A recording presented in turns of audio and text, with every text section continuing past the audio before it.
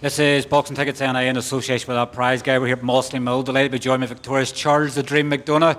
Just over a year of being a professional now, probably the stabiliser sort of coming off a wee bit. It sort of seemed to be, it was more like a chess sort of fight a wee bit at times there tonight. Obviously Casey, probably a well-skilled journeyman and sort of knows the craft.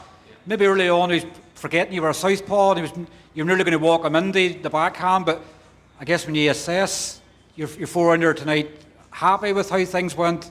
I guess there's always a work in progress, isn't there? Yeah, like as I said in last interview with you last time, I'm always my biggest hater, so I'll sit down, like, it was a good performance. I was happy with that, banked 4 rounds, but to be honest with you, I felt I was only getting into it the last 2 rounds, you know, so I find as the fights go on and more rounds I get, the better I'll show on sitting down more of my punches, because I felt in the first 2 rounds it was kind of a chess match, trying to pick my shots, trying to get there, and in the third or fourth then was landing more on them, so it was.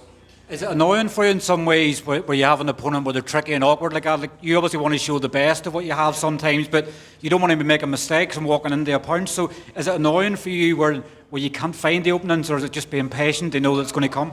Listen, it's just being patient, you know, like that's what I expected from this guy anyways. My dad and Ryan has been watching him a few of his fights, and we knew he was going to be awkward and make things, try and make me look bad and try and make me look that I'm not doing nothing, so I expect that, and that's what I wanted to see. Like, every opponent I've had this year has always brought something different, so I felt like it's been a great year of learning different styles, opponents being heavier, opponents being lighter, same weights, so I've had a good year as a pro, picking up the different styles.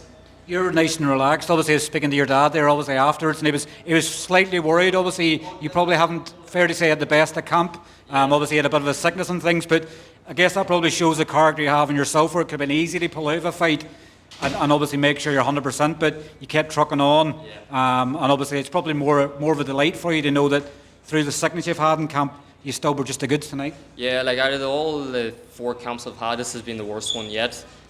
Due to sickness and other stuff going on, it's been pretty shit. And there was times like you almost didn't want to fight, but I said to myself, you know, I know what I'm about, and I said to myself, I'll get through this, I'll push through it.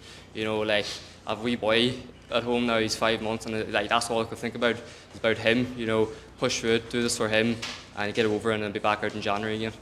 It's been a good, I'd say it's sort of mixed year for obviously the stable. Obviously Donovan unfortunately lost last time out in Windsor Park. Matty Borden obviously picked up his first title. Is that giving you an extra hunger and an extra belief, knowing that there's a champion now in the stable? I know obviously Conor Quinn's already picked up titles, but it wasn't as part of the stable. Like, is that giving you a hunger now where you're seeing Matty with the Irish title and you're going, it'll not be long before you're having one of them? Well, absolutely. Like, it's some buzz in the gym with them, and especially it was so good to see Matty picking up the first title for the gym.